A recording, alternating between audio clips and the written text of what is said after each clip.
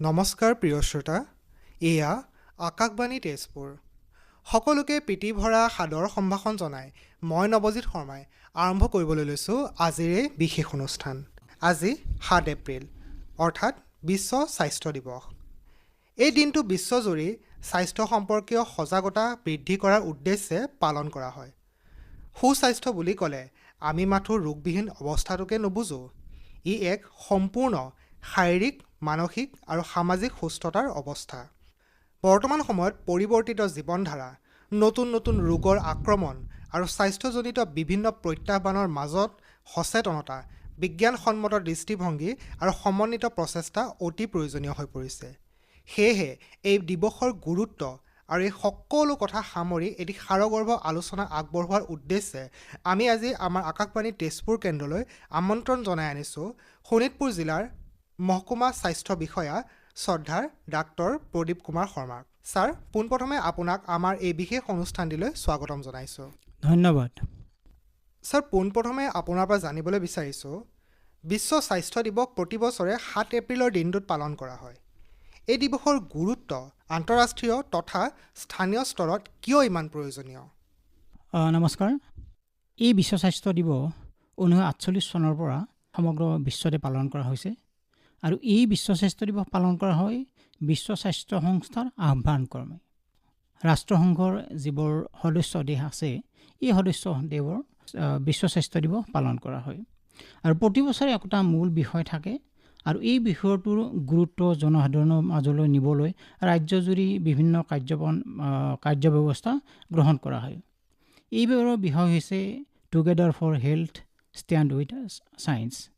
মূলতঃ ক'ব পাৰি যে স্বাস্থ্যৰ ওপৰত নিৰ্ভৰ কৰি আমি আমাৰ বিজ্ঞানৰ ওপৰত নিৰ্ভৰ কৰি আমি সকলোৱে স্বাস্থ্যৰ বাবে কাম কৰোৱা হওক। এই মূল মন্ত্ৰটোৰ আচলতে বিজ্ঞানৰ ওপৰত বিশ্বাস ৰাখি সমগ্ৰ বিশ্বতে একতা আৰু সহযোগিতাৰ জৰিয়তে স্বাস্থ্যখণ্ডত আহিব পৰা চেলেঞ্জবোৰ মোকাবিলা কৰাৰ কথাটোতেই গুৰুত্ব দিয়া বুলি ক'ব পাৰি। স্বাস্থ্যখণ্ডৰ কথা কওঁতে ইয়াত অকল মানুহৰ স্বাস্থ্যৰ কথা কোৱা নাই। মানুহৰ লগতে জীৱ-জন্তু আৰু প্ৰকৃতিৰ স্বাস্থ্য আৰু পৃথিৱীৰ নামৰ গ্ৰহটোৰ ৰক্ষা কৰিবলৈ গৱেষণালব্ধ বৈজ্ঞানিক সিদ্ধান্তসমূহৰ ব্যৱহাৰৰ কথাহে কোৱা হৈছে। তাৰোপৰি ইয়াৰ জৰিয়তে অবৈজ্ঞানিক ধাৰণা, ভুল বিশ্বাস, ষ্টিগমা আদি যাতে আমাৰ চিকিৎসা ক্ষেত্ৰখন আৰু লগতে জনসাধাৰণৰ হেল্থ ছিকিং বিহেভিয়াৰত যাতে প্ৰভাৱ পেলাব নোৱাৰে আৰু সেই বিষয়ে জনসাধাৰণৰ মাজত সজাগতা সৃষ্টিয়েই এইবাৰৰ বিশ্ব স্বাস্থ্য দিৱসৰ মূল বিষয়।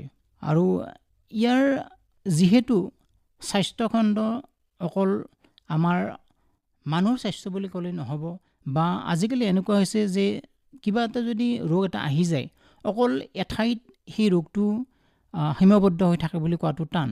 যেনেকৈ আমি যোৱাবাৰ যিটো ক'ভিডৰ সময়ত দেখিছোঁ, প্ৰথমতে চীন দেশত এটা ঠাইত এই ক'ভিড আৰম্ভ হৈছিলে, তাৰপিছত গোটেই সমগ্ৰ বিশ্বজুৰি ক'ভিড মহামাৰীৰ ৰূপে দেখা দিলে। গতিকে এনেকুৱা সাধাৰণতে যিবোৰ বেমাৰ হয় তেতিয়া অকল এটা ঠাইতে বিয়পি নাথাকে, গোটেই সমগ্ৰ বিশ্বতে বিয়পি যোৱাৰ সম্ভাৱনা থাকে। এখন ৰাজ্য, এটা অঞ্চলৰ পাছতে এখন ৰাজ্য নাইবা ওচৰ চুবুৰীয়া ৰাজ্যবোৰ নাইবা গোটেই দেশখনতে যিটো সমস্যা, সেই সমস্যাটো দেখা দিব পাৰে। সেইকাৰণে প্ৰতি বছৰে যিটো বিশ্ব স্বাস্থ্য দিৱস পালন কৰা হয়, গুৰুত্ব এয়াই যে যাতে জনসাধাৰণৰ মাজত স্বাস্থ্য সম্পৰ্কে হ'ব পৰা যিবোৰ সমস্যা, স্বাস্থ্য সম্পৰ্কে আহিব পৰা যিবোৰ প্ৰত্যাহ্বান, সেইবোৰ যাতে মোকাবিলা কৰিব পাৰি। আমি গোটেইবোৰ লগ লাগি মোকাবিলা কৰিব লাগিব। আমি ইজনে সিজনক সহায় কৰিব লাগিব, ইখন দেশে সিখন দেশক সহায় কৰিব লাগিব।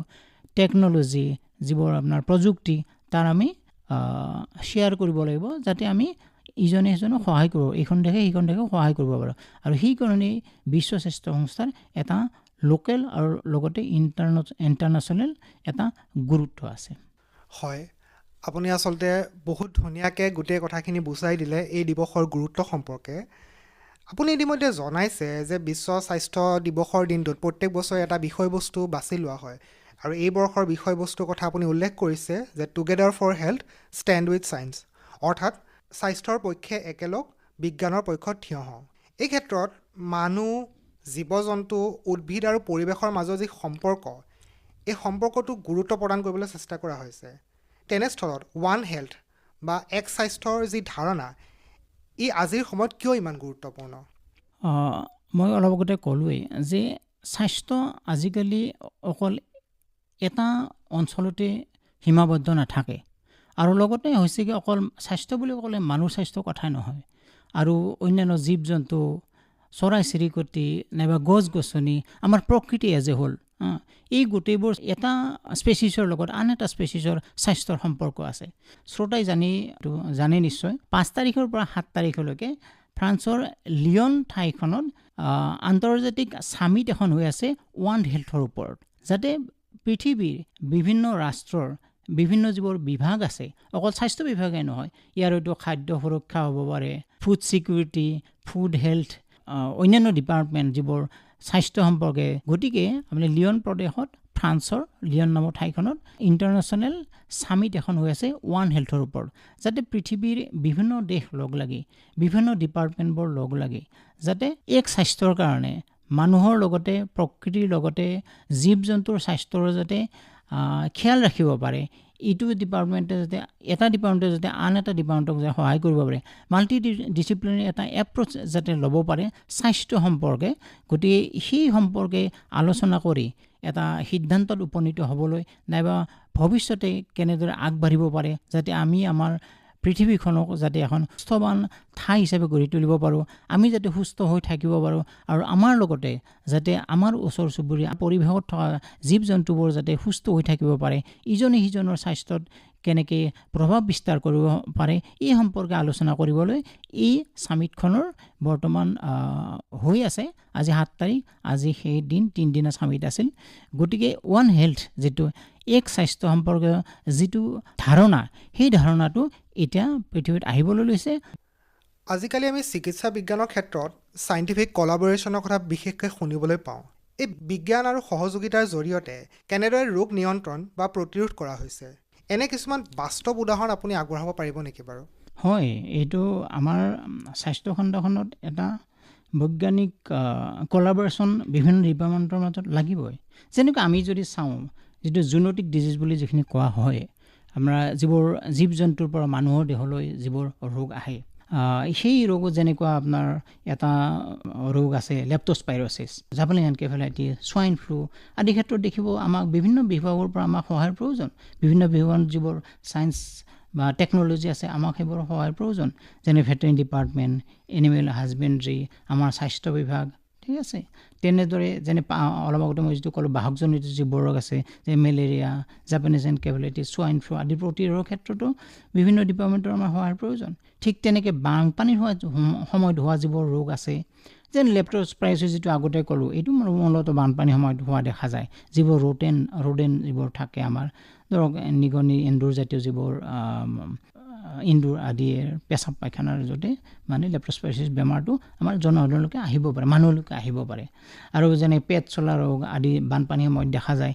এইবোৰ বিভাগৰ এনেকুৱা বেমাৰৰ ক্ষেত্ৰত আমাৰ হেল্থৰ স্বাস্থ্য বিভাগৰ উপৰিও PHC, public health engineering department, veterinary department, সাধাৰণ প্ৰশাসনৰ আদিৰ সহযোগিতাৰ প্ৰয়োজন। ঠিক তেনেদৰে মানসিকভাৱে সুস্থ হৈ থাকিবলৈ, নিচাজাতীয় দ্ৰব্যৰ কবলৰ পৰা মুক্ত হৈ থাকিবলৈ স্বাস্থ্য বিভাগৰ উপৰিও শিক্ষা বিভাগ, আৰক্ষী বিভাগ, ন্যায়পালিকা, সাধাৰণ প্ৰশাসনৰ সহযোগিতাৰ প্ৰয়োজন।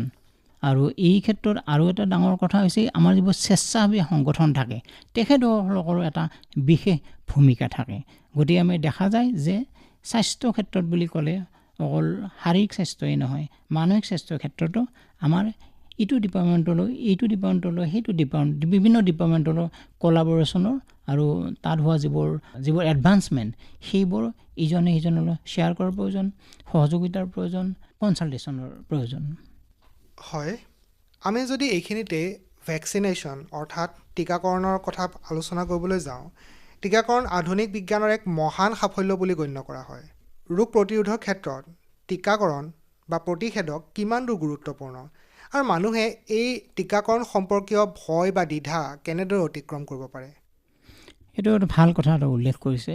টীকাকৰণ আচলতে আজি বহুত বছৰ আগতে, আমিতো দেখাই নাই, আপোনালোকেও দেখা নাই, আমাৰ প্ৰজন্মই দেখা নাই, বৰাই আছিলে স্মল পক্স আজিকালি পৃথিৱীত নাই। কেনেকৈ নোহোৱা হ'ল? টীকাকৰণৰ জৰিয়তে। এতিয়া দেখিব যোৱা দুকুৰি 20 বছৰ অন্তত আপোনালোকে 20 বছৰ 15 বছৰ আমি যিখিনি শাৰীৰিকভাৱে বিশেষভাৱে সক্ষম ব্যক্তি এটা সময়ত আছিলে আজিকালি কমি গৈছে আৰু এইটো কমি যোৱাৰ এটা কাৰণ হৈছে এইটো ভেকচিনেশ্যন পলিঅ' ভেকচিনেশ্যন পলিঅ'ৰ আক্ৰান্ত ব্যক্তিৰ সংখ্যা কমি গৈছে গতিকে এইবোৰ চাব গ'লে আপুনি দেখিব যে ভেকচিনেশ্যন হৈছে মূল কথা প্ৰিভেনশ্যনৰ কাৰণে ভেকচিনেশ্যনৰ মূল কথা দেখা গৈছে গতিকে ভেকচিনেশ্যন এটা বিশেষ ৰোল আছে গতিকে আমাৰ ইউনিভাৰ্চেল ইমিউনাইজেশ্যন চিডিউলৰ আণ্ডাৰত আমাৰ কেঁচুৱাৰ পৰা শিশু অৱস্থাৰ পৰা ডাঙৰলৈকে ভেকচিনেশ্যন দিয়াৰ ব্যৱস্থা আছে যাতে ৰোগবোৰ নোহোৱাকৈ আমি থাকিব পাৰোঁ প্ৰতিৰোধ কৰিব পাৰোঁ কিন্তু এই ভেকচিনেশ্যন সম্পৰ্কে মানুহৰ মাজত বিভিন্ন ধৰণৰ ভুল ধাৰণা আছে আৰু এই ভুল ধাৰণাবোৰ কাৰণ কিন্তু এটা ছ'চিয়েল মিডিয়াত মানুহে যিকোনো কথা এটা কৈ দিয়ে আৰু মানুহে বৰ বিশ্বাস কৰিবলৈ লয় গতিকে আমি এই ভেকচিনেশ্যন সম্পৰ্কে থকা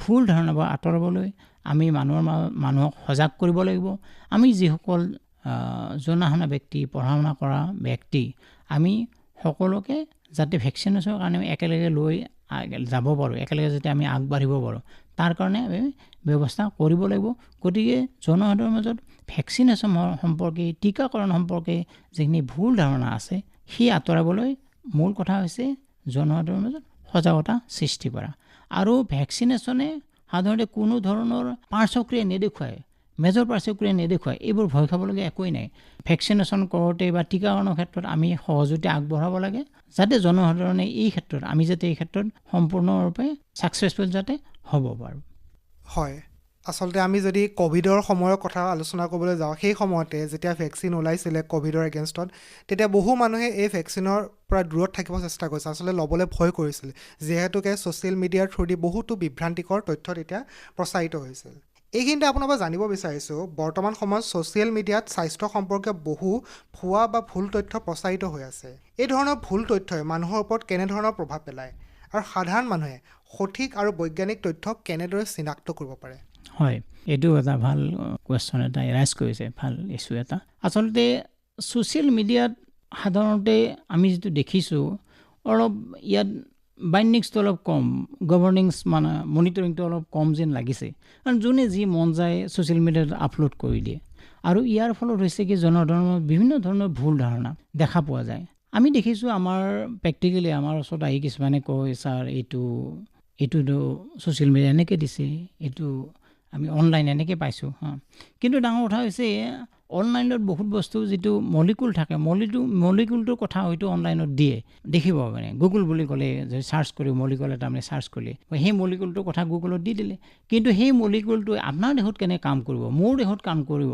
কেনেকুৱা মেটাবলিজ কেনেকুৱা তাৰ আমাৰ ডাইনেমিক্সটো কেনেকুৱা আমাৰ বডি সেই সম্পৰ্কে উল্লেখ নকৰে সেইকাৰণে তাত বিভিন্ন ধৰণৰ আপুনি ছাইড এফেক্টৰ কথাও দেখিব পাৰিব কিন্তু প্ৰেক্টিকেলি হয়তো এইবোৰ ছাইড এফেক্ট আমি দেখাই নাপাওঁ গতিকে ছ'চিয়েল মিডিয়া চাই চিকিৎসা সম্পৰ্কে জ্ঞান আহৰণ কৰিব জানে আমি বিভিন্ন ধৰণৰ ভুল পথে পৰিচালিত হোৱাৰ সম্ভাৱনা থাকে এই ক্ষেত্ৰত ছ'চিয়েল মিডিয়া হওক অনলাইন হওক এইবোৰ যিবোৰ চাৰ্চ ইঞ্জিন হওক এইবোৰ চোৱাটো ভাল বেয়া কথা নহয় কিন্তু কথা হৈছে কি কোনবোৰ জেনুইন হয় ক্ৰেডিবিলিটি কিমান আছে সেই যিটো ছাইট চাব সেইটো আমি জানিব পাৰিব লাগিব আদাৰৱাইজ যদি আমি ছাইটটো যদি আমি নাজানো ছাইটটো ক্ৰেডিবিলিটি যদি আমি নাজানো তেতিয়াহ'লে সেই ছাইটটোই ভুল তথ্য দিয়াৰ সম্ভাৱনা বহু পৰিমাণে থাকে বৰ্তমান আমাৰ অঞ্চলত মুখ্যতঃ আমাৰ অসমৰ ক্ষেত্ৰত কেনেধৰণৰ জনস্বাস্থ্যজনিত সমস্যাসমূহ আছে আৰু এইবোৰে আমাৰ মানুহৰ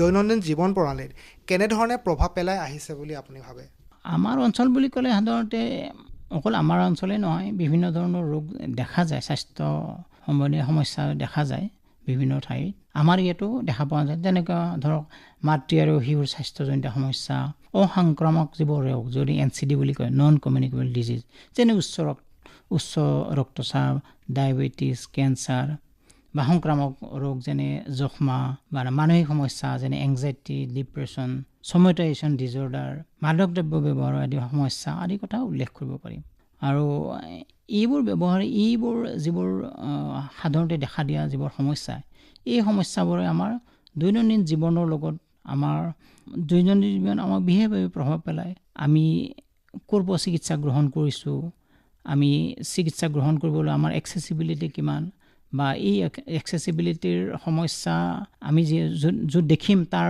লগে লগে আহিব আমাৰ আৰ্থিক সমস্যাবোৰ। আমি এই ৰোগবোৰ যদি আমি সময়মতে ঠিক কৰিব নোৱাৰোঁ নাইবা ব্যৱস্থা গ্ৰহণ কৰিব নোৱাৰোঁ, এইবোৰ বহুত পুৰণা হৈ যাব পাৰে, কিছুমান ৰোগ পুৰণা হৈ যাব আৰু পুৰণা যেতিয়া হৈ যায় তেতিয়া আমাৰ ডে টু ডে লাইফত ইয়াৰ প্ৰভাৱ পৰে, যেনে আমাৰ আৰ্থিক সমস্যা, মানসিক সমস্যা, ইজনে সিজনৰ লগত থকা যিবোৰ ইণ্টাৰপাৰ্চনেল ৰিলেশ্যনশ্বিপ, তাতো বিভিন্ন ধৰণৰ সমস্যা আহি পৰে, যেতিয়া নেকি ৰোগ এটা চিকিৎসা সময়মতে নাপায় আৰু যেতিয়া পুৰণি হৈ যায়। গতিকে আমাৰ ইয়াত আৰ্থ-সামাজিক বিভিন্ন ধৰণৰ সমস্যা আমাৰ আহিব পাৰে। হয়, আচলতে এটি ৰোগ সময়মতে চিনাক্ত কৰি তাৰ যদি সময়মতে ব্যৱস্থা গ্ৰহণ কৰা নহয়, বহু সময়ত আমি দেখা পাওঁ সেই ৰোগটো এনে এটা স্তৰ লাভ কৰেগৈ যিটো স্তৰত আমি তাৰ চিকিৎসা অসম্ভৱপৰ হৈ পৰে। এইখিনিতে আমি যদি আলোচনা কৰিবলৈ যাওঁ আয়ুৰ্বেদা আৰু হোমিঅ'পেথিৰ কথা।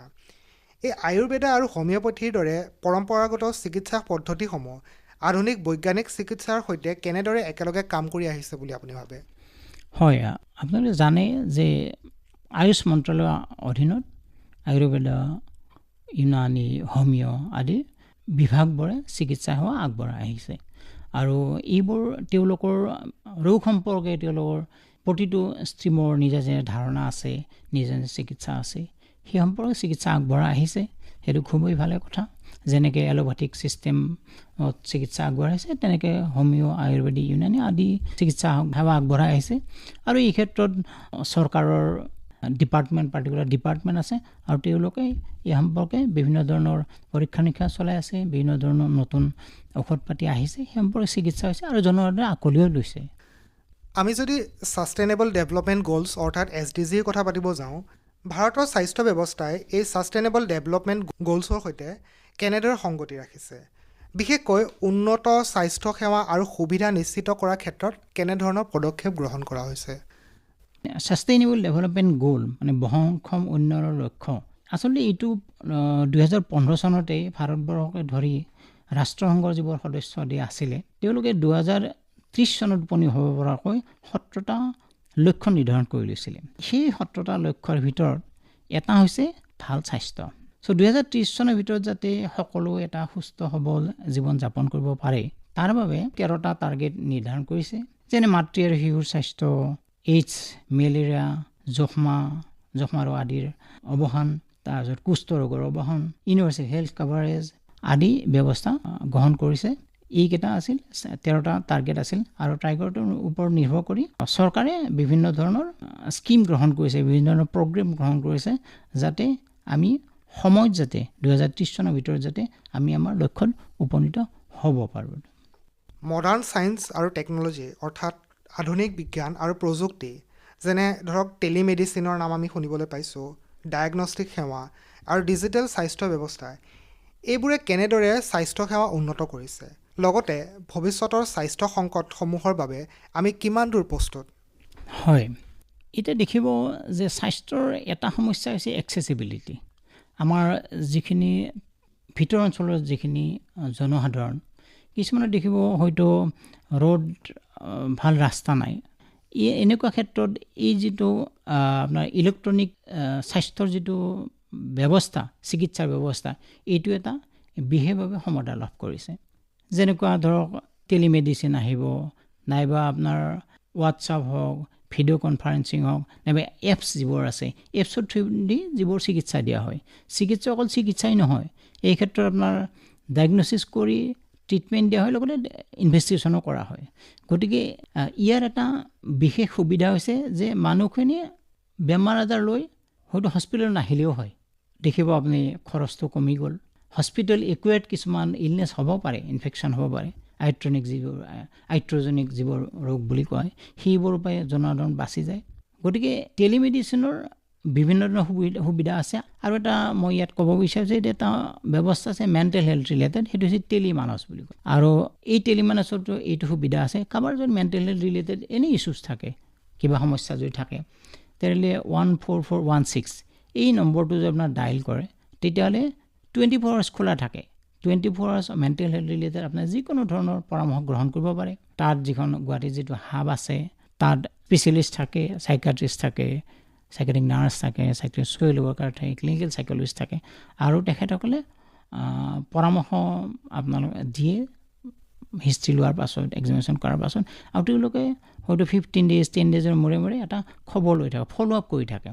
আৰু তেওঁলোক এইটো সুবিধাও আছে, যদি দেখিছে কাউন্সেলিং কৰি পৰা নাই বা হিষ্ট্ৰী লোৱাৰ পাছত দেখিছে যি এইটো ফিজিকেল কণ্টেক্ট বা ফিজিকেল এক্সামিনেশ্যন আৰু ঔষধৰ প্ৰয়োজন আছে, তেতিয়াহ'লে হয়তো যিখিনি DMSP প্ৰগ্ৰেমৰে জিলা মানসিক স্বাস্থ্য আঁচনিৰ লগত জড়িত যিখন ব্যক্তি থাকে তেওঁলোকলৈ এই কেছটো, এই যিটো ফেমিলিৰ প্ৰব্লেম থাকিব, তেওঁলোকৰ ফোন নাম্বাৰটো পাছ অন কৰি দিয়ে, যাতে তেওঁলোকে গৈ ফিজিকেলি লগ কৰি যাতে এক্সামিনেশ্যন কৰি ঔষধ পাতি দিব পাৰি। গতিকে এনেকুৱা সুবিধাও আছে। গতিকে দেখিছোঁ যে এই টেলিমেডিচিন যিবোৰ সুবিধা চৰকাৰে দিছে, এইটো বিশেষ ফলপ্ৰসূ ব্যৱস্থা আৰু ই আমাৰ জনসাধাৰণক ভৱিষ্যত হ'ব পৰা বিভিন্ন সমস্যা সম্পৰ্কে যাতে ঘৰত বহিয়ে যাতে সমস্যাবোৰ আলোচনা কৰিব পাৰে, কাউন্সেলিং যিবোৰ দিব সেই কাউন্সেলিং দিয়া মতে, পৰামৰ্শ দিয়া মতে যাতে স্বাস্থ্যৰ যতন ল'ব পাৰে, এই সম্পৰ্কে বিশেষ সুবিধাৰ ব্যৱস্থা কৰি দিছে আৰু জনসাধাৰণ ইয়াৰ পৰা বহু পৰিমাণে উপকৃত হৈছে বুলি ক'ব পাৰে। আজিৰ ব্যস্ত জীৱনত অত্যাধিক কামৰ চাপ, আমাৰ নিদ্ৰাজনিত সমস্যা, বহুত সময়ত আমি যথোপযুক্ত নিদ্ৰাৰ ব্যৱস্থা আমি নকৰোঁ বা মোবাইল আৰু স্ক্ৰীনৰ অত্যাধিক ব্যৱহাৰ আদিৰ কাৰণত মানসিক সমস্যাসমূহ যেনেকৈ ধৰক হতাশা বা ডিপ্ৰেশ্যন আদি বৃদ্ধি পাইছে। এই পৰিস্থিতিত মানসিক স্বাস্থ্য কিমান গুৰুত্বপূৰ্ণ আৰু মানুহে ইয়াক কেনেদৰে সুৰক্ষিত ৰাখিব পাৰে? শাৰীৰিক স্বাস্থ্য আৰু মানসিক স্বাস্থ্য আচলতে দুয়োটাই এটা আনটোৰ পৰিপূৰক। যদি আমি শাৰীৰিকভাৱে সুস্থ হৈ থাকিব লাগে, মানসিক স্বাস্থ্যৰ যতন লোৱাটো প্ৰয়োজন, আৰু মানসিকভাৱে যে সুস্থ হৈ থাকিব লাগে আমি শাৰীৰিক স্বাস্থ্যৰ যতন লোৱাটো প্ৰয়োজন। গতিকে আমি ৱেলনেছ ষ্টেট এটা মেইনটেইন কৰি থাকিবলৈ হ'লে আমি দৈনন্দিন আমি জীৱনটো কেনেকৈ কটাম, আমাৰ জীৱন ধাৰণৰ শৈলী কেনেকুৱা হ'ব, তাৰ ওপৰত বহুত পৰিমাণে নিৰ্ভৰ কৰে। আমি কেইটামান বস্তু চাব লাগিব যে আমি শাৰীৰিকভাৱে সক্ষম হৈ থাকিবলৈ কি কৰিছোঁ। আমি সদায় যিমান পাৰি মিনিমাম হ'লেও এটা এক্সাৰচাইজ কৰিব লাগে। খুব ডাঙৰ কিবা এক্সাৰচাইজৰ কথা নাই, যে আমি খোজকাঢ়ি গ'লেই হয়, কেৱল ব্ৰিস্ক ৱাক বুলি যিটো কয় সেইটো কৰাৰ প্ৰয়োজন, মোটামুটি এটা এক্সাৰচাইজ হৈ যায়। তাৰপাছত আমাৰ খোৱাটো আমি যাতে সুষম আহাৰ যাতে আমি গ্ৰহণ কৰিব পাৰোঁ। আজিকালি বহুত দেখা যায় যে ফাষ্ট ফুডৰ, কিন্তু ফাষ্ট ফুডত অক্সিডেণ্ট থাকে যি নেকি আমাৰ স্বাস্থ্যৰ ক্ষেত্ৰত হানিকাৰক হৈছে। গতিকে যিমান দূৰ পাৰি ফাষ্ট ফুডৰ পৰা আমি আঁতৰি থকাই ভাল। গতিকে খাদ্যটো সুষম হ'ব লাগে। আৰু আমি এটা কথা লক্ষ্য কৰিছোঁ, আজিকালি স্কুলৰ ল'ৰা ছোৱালীবোৰে মৰ্ণিঙত পুৱাৰ ভাগত মানে যেতিয়া স্কুলত যাব একো নোখোৱাকৈ যায়, এইটো ইমান ঠিক কথা নহয়। গতিকে আমি স্বাস্থ্যৰ যতন ল'ব লাগিলে আমাৰ খোৱা লোৱাটো ভালকৈ ভাল হ'ব লাগিব আৰু এইটো সুষম হোৱাৰ প্ৰয়োজন, যাতে আমি হাই ফাইবাৰ ডায়েট খাব পাৰোঁ, আমি যে গ্ৰীণ লিফি ভেজিটেবল যাতে আমি খাব পাৰোঁ। খুব মাছ মাংস খাব লাগিব বুলি কথা নাই, পাৰিলেতো ভাল, ঠিকে আছে, আৰু নোৱাৰিলে ইমান একো কথা নাই। যিখিনি আমি সাধাৰণতে পাওঁ সেইখিনি খাব লাগে, যাতে আমাৰ সেইটো সুষম আহাৰ যাতে হয়। তাৰ উপৰিও আমি থাকিব লাগে যে টোপনিটো আমাৰ ভাল হ'ব লাগে, অন্ততঃ 7-8 ঘণ্টা আমিতো শুবই লাগিব। আৰু যদি টোপনি ভাল নহয় তেতিয়াহ'লে পিছদিনা আমাৰ দিনটো ভালকৈ নাযায়। আৰু এটা সময়ত যদি টোপনি ভালকৈ নহয় দেখিব মেদবহুলতাৰ সংখ্যা বাঢ়ি যায়, ডায়েবেটিছৰ সংখ্যা বাঢ়ি যাব পাৰে, যেনেকৈ লাইফষ্টাইল ডিজিজ যিবোৰ আছে, হাই প্ৰেছাৰত ভুগিব পাৰে। গতিকে আমি আমাৰ টোপনিৰ ক্ষেত্ৰত আমি টোপনিৰ যতনটো আমি ল'বই লাগিব। গতিকে আৰু ইজনে সিজনৰ লগত আমি মানসিকভাৱে সুস্থ হৈ থাকিবলৈ ইজনে সিজনৰ লগত এটা সম্পৰ্ক ৰক্ষা কৰিব লাগে। আমি সদায় একাকীত্বৰ জীৱন কটাব নালাগে, আমি এলোন হৈ থাকিব নালাগে। মানসিকভাৱে সুস্থ হৈ থাকিবলৈ আমি ইজনৰ লগত সিজনৰ এটা সম্পৰ্ক থকাটো প্ৰয়োজন। ইজনে সিজনৰ সমস্যাবোৰ ক'ব পাৰিব, এটলিষ্ট আমাৰ যিবোৰ সমস্যা থাকে কাৰোবাৰ লগত অন্ততঃ আমি আমাৰ সমস্যাবোৰ শ্বেয়াৰ কৰিব পাৰিব লাগে। যে কাৰ লগত শ্বেয়াৰ কৰিব সেইটো নিজে জানিব, যাৰ লগত ভাল সম্পৰ্ক থাকে। আৰু যদি এনেকুৱা দেখে যে কাৰো লগত ভাল সম্পৰ্ক বা শ্বেয়াৰ কৰিব নোৱাৰে, তেতিয়া ডক্তৰৰ ওচৰত শ্বেয়াৰ কৰিব পাৰে। চাইকাট্ৰি ফিল্ডখনৰ লগত, মেণ্টেল হেল্থ ফিল্ডখনৰ লগত যিসকল জড়িত থাকে তেওঁলোকক শ্বেয়াৰ কৰিব পাৰে, এইটো ডাঙৰ কথা নহয়।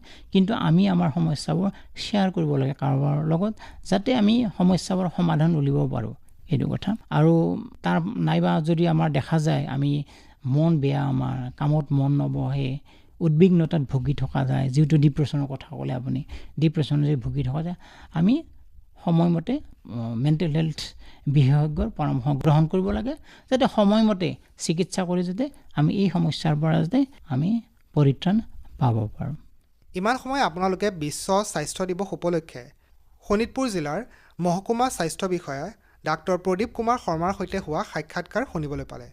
ছাৰ, আপোনাৰ ব্যস্ত সময়ৰ মাজতো আমাৰ অনুষ্ঠানত উপস্থিত থাকি আপোনাৰ মূল্যৱান সময় আৰু স্বাস্থ্য সম্পৰ্কীয় এই গুৰুত্বপূৰ্ণ বিষয়সমূহত আপোনাৰ অভিজ্ঞতা আৰু জ্ঞান আমাৰ সৈতে ভাগ বতৰা কৰাৰ বাবে পুনৰবাৰ আপোনাক আন্তৰিক ধন্যবাদ জ্ঞাপন কৰিছোঁ। ধন্যবাদ। মই আকাশবাণী তেজপুৰক ধন্যবাদ জ্ঞাপন কৰিব বিচাৰিছোঁ যে বিশ্ব স্বাস্থ্য দিৱসৰ নিচিনা এটা গুৰুত্বপূৰ্ণ অনুষ্ঠানত আপোনালোকে এটা প্ৰগ্ৰেম ৰাখিছে। এই সুযোগতে জনসাধাৰণৰ মাজত সজাগতা সৃষ্টিৰ বাবে কিছুমান বাৰ্তা দিয়া সুবিধা দিছে, তাৰ বাবে ধন্যবাদ জ্ঞাপন কৰিছোঁ। প্ৰিয় শ্ৰোতাসকল, আশা কৰোঁ আজিৰ এই আলোচনা আপোনালোকৰ বাবে জ্ঞানবৰ্ধক আৰু চিন্তনীয় হ'ব। স্বাস্থ্যৰ ক্ষেত্ৰত সজাগতা, সময়মতে চিকিৎসা গ্ৰহণ আৰু সুস্থ জীৱনধাৰা অৱলম্বন কৰা অত্যন্ত প্ৰয়োজনীয়। মনত ৰাখিব, নিজৰ স্বাস্থ্য সুৰক্ষিত ৰখাটো আমাৰ সকলোৰে দায়িত্ব। আৰু ইয়াৰ লগতে পুনৰ লগ পোৱাৰ প্ৰতিশ্ৰুতিৰে মই নৱজিৎ শৰ্মাই আজিৰ এই বিশেষ অনুষ্ঠানটিৰ পৰা বিদায় মাগিছোঁ। আজিৰ এই অনুষ্ঠানটিৰ প্ৰযোজনা আছিল গৌতম নাথৰ। ধন্যবাদ।